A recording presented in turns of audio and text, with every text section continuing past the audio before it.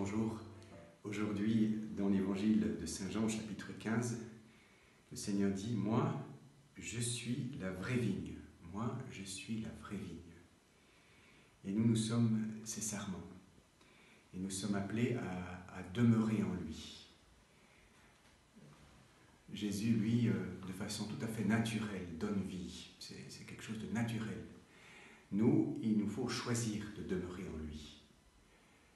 Lui, il ne peut pas faire autrement que d'aimer. Il ne peut pas faire autrement que d'aimer de façon miséricordieuse. Il ne peut pas nous faire autrement que nous transmettre la sève de la vie. Et nous sommes invités à le choisir profondément, de demeurer en lui. Des choix qui sont parfois simples à faire, parfois plus difficiles. Comment demeurer en lui? C'est la question qu'on peut chacun se poser dans ses appartements. Je pense à des personnes qui, parfois un peu seules, tiennent bon et qui, au lieu de trop se laisser aller à des idées noires, à broyer du noir, tout d'un coup décident de se tourner vers la fenêtre plutôt que vers le mur et de regarder, de s'ouvrir à l'espérance. Je pense à cette mère de famille qui, par exemple, déploie un trésor de patience quand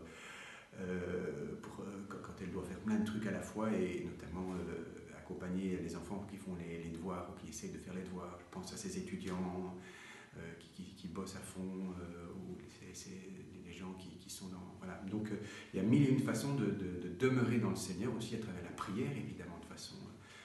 voilà, mille et une façons. On peut se demander, mais Seigneur, aujourd'hui, comment est-ce que je vais demeurer en toi? Quels sont les petits actes que je vais poser pour demeurer en toi?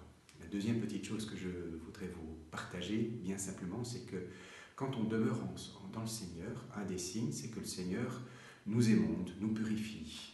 Donc c'est pas parce que parfois on ne se sent pas bien, que c'est dur, etc., qu'on ne demeure pas dans le Seigneur. Au contraire, tout serment qui porte du fruit, qui demeure en lui, eh bien le Seigneur prend soin.